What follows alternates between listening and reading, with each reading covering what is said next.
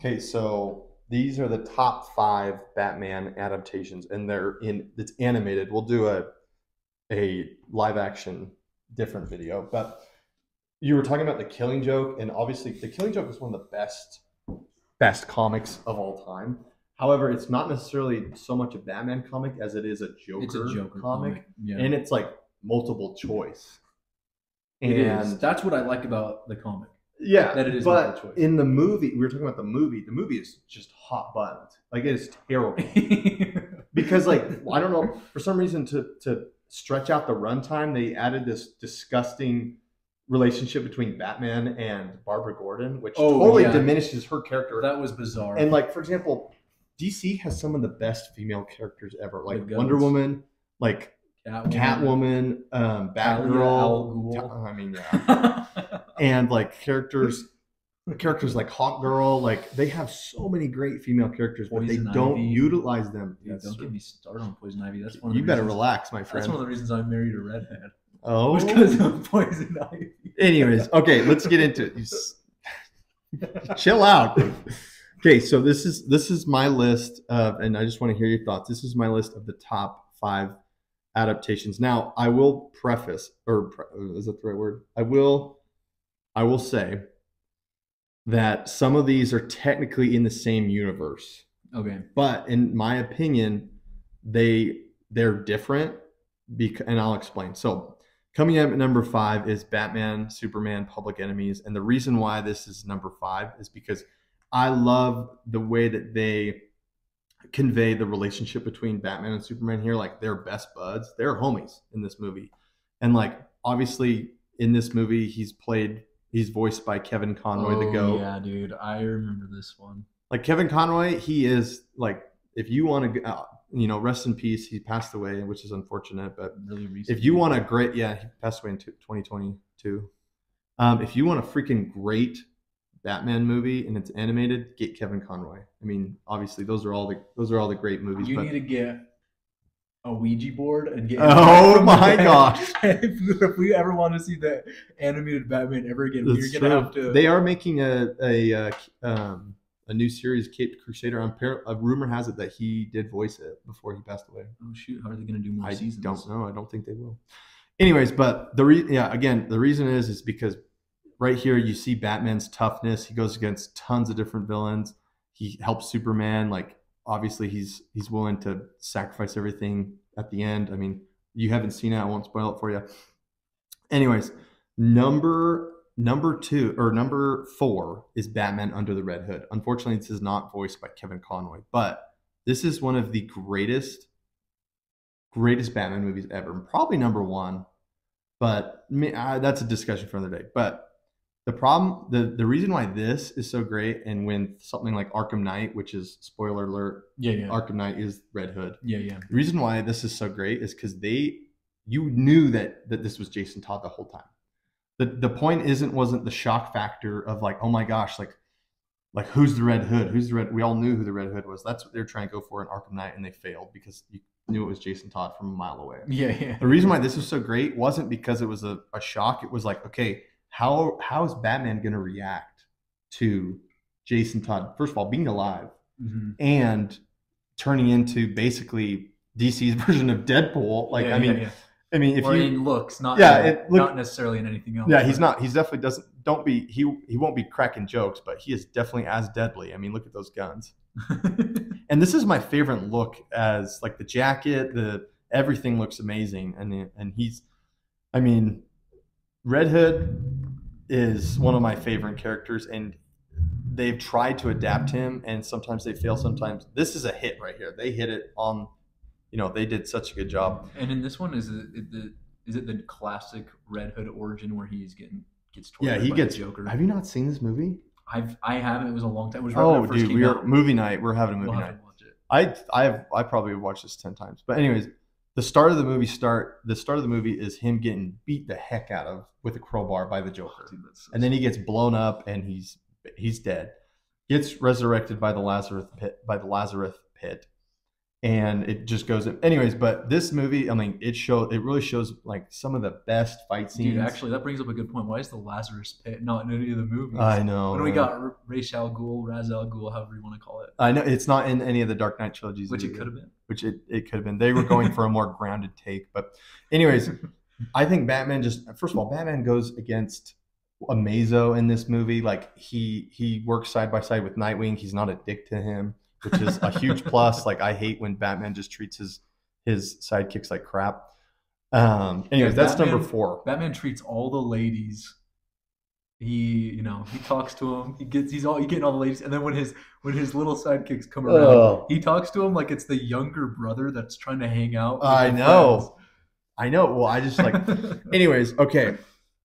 Number 3 Batman is series. the Batman the Animated Series, which obviously a lot of people might be wondering why this is not number 1.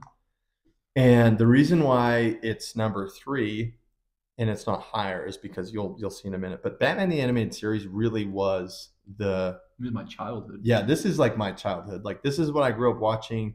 It's classic Batman and Robin. Without this animated series, Batman would not be what he is today. Dude, and if we did a suit ranking, this suit might be number 1. It might be. And like the only reason why this isn't number 1 is because this does have more of a childish take. For sure. If that makes sense.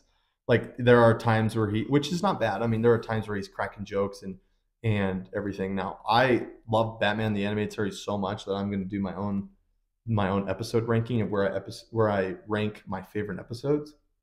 That's how much I love this series. I'm in my 20s and I'm still watching Batman the Animated Series. So, in no way is this a knock, but it's not number 2. And number 2 is the Arkhamverse Batman. What do you think of that? I mean, I have to agree. So number 2, Arkham Batman is just, I mean, these games are probably solely the reason why he's my favorite superhero of all time. Just playing these games, like especially in Arkham Asylum, Arkham City, like you are Batman. Dude, Arkham. You were Batman. Arkham Asylum. I remember the day it came out. Really? When you were like what, 10 years old? Because I pre-ordered it really? And I stayed up late. I remember we had to go do chores, and I was just getting mad at my mom because I was like, "I gotta get home so I can play." Trust me, I feel you, dude. I remember that first night playing the mission where you have to turn off the poisonous gas. You're like climbing above, and I was getting so frustrated. I know exactly what you're talking about. I kept dying. Frustrated. I was like, "What the?" Anyways, but the Arkham Batman, I mean, he is literally, I don't know, he doesn't have powers, but it seems like he goes against Solomon Grundy. Dude, Solomon Grundy. He goes against Killer Croc. Arkham Batman could arguably go up against any individual, any entity in the known universe. Dude, I literally, if you play through the games, like he is like that, and like that's what makes like everyone thinks Batman's OP, which he is. But the reason why Batman is so amazing is because he is a example of no matter where you come from, how you are, what your situation is, like. He is so dedicated to being the most prepared person and like doing whatever. Obviously he gets saved a couple times like in the series, just like everything else, which everyone needs help eventually. To add on to the Arkham Batman, I think arguably some of the best depictions of his villains.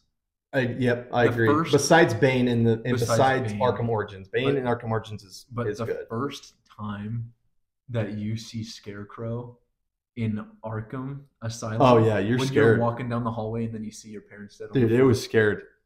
I was scared. Dude, I showed that to my wife the other day. She was like, "What?" And she was like freaking out. It was too freaky for her. Okay, and so this is the only reason why Arkham Batman's not number 1. It's because he is an absolute tool to every single Bat family member. Like in Arkham City, he's a big tool to Tim Drake Robin. He's a tool to Nightwing. He's like, anytime Nightwing's just trying to help out, he's like, "I'm fine." He's like, "Get back to Bloodhaven." Dude, he's nicer to Miss Dr. Freeze than I know. He's nicer to besides the time where he rips that thing out of his chest. He's nicer to Azrael or whatever that. I know. Seriously, he's like Azrael, or what's his real name? Michael. He's like, "Michael, you can pick." Yeah. Azrael is. I think they could have done a little bit better. But actually, in Arkham City, when you're going through. And you find him? No. Well, like when you're Bruce Wayne tied up and you're you're in handcuffs and you're walking down. If you look up, you see Azrael on a building. Oh, I did not It know was that. so cool, actually, when I did first not saw know that. Anyways, but yeah, that's the reason why he's not number one. And my number one pick for my favorite adaptation of Batman, I know he's technically the Batman the Animated Series, but it is the Justice League and Justice League Unlimited Batman. A couple of reasons. Reason number one, just the suit is iconic. Look, I mean, I'm a huge fan of the long ears. The long ear Batman is my favorite. Yeah. This version definitely trumps the Batman, the new the animated adventures. What are you doing? And the reason why this is number one is because it is a plus from Batman the Animated Series. And my favorite part of this is he's a more serious Batman, and you get to see him interact with a bunch of different heroes. Yeah. Obviously, you do see that in some other adaptations, but in this one, you get to see him interact with Superman like they're buds. You get to see him interact with Flash and actually care about him. And he's this like stoic, serious. Like he kind of reminds me of. I mean, obviously this came out way before, but like he's like a Robert Pattinson Batman with a little bit better social cues and well, not social cues, but a little bit better social skills, I Wait, should so say. is this one the same universe as? No, yeah. So this Batman is the same universe as the Batman the Animated Series, the New Adventures, Technically. Batman Beyond. Like it is technically the same, but if anyone knows what I'm talking about, has watched them, there is a tone shift. For sure. Don't you think? Like there from Batman the Animated Series, from when he's going head to head with the Joker there is a tone shift. What do you Even though it's still Kevin Conroy. What do you think about Young Justice Batman? I like Young Justice Batman. Obviously, like he is not the center. I mean, whenever he's on screen, though, he steals it. No, he does. And like I will put the Young Justice Batman head and shoulders above the DC animated universe Batman, the new ones that have, I don't know, like the Hush movie. And I hate the chin guard. What the heck is with the chin guard? I think he has that in this one. No, he doesn't. He doesn't. No, he doesn't. Look, but if you go look up like Justice League Dark, like go look up Justice League Dark, that movie. First of all, I don't even know why he's in that movie to begin with. Like, look at his chin guard. Yeah. It takes I hate that. It takes away his chin. Takes away that manly chin. Okay, well, I actually have. Anyways, what do you think of that list, though? I know a lot of people will be like, dude. No, that's a fantastic Batman, list. because like Arkham Batman is technically a spinoff from the animated series. I get. Yeah. So all those Batmans are technically the same Batman, or three out of five are. But interpretation. My favorite, visual. If I am watching, my favorite is to watch Batman on screen from the Justice League, the animated Justice League series.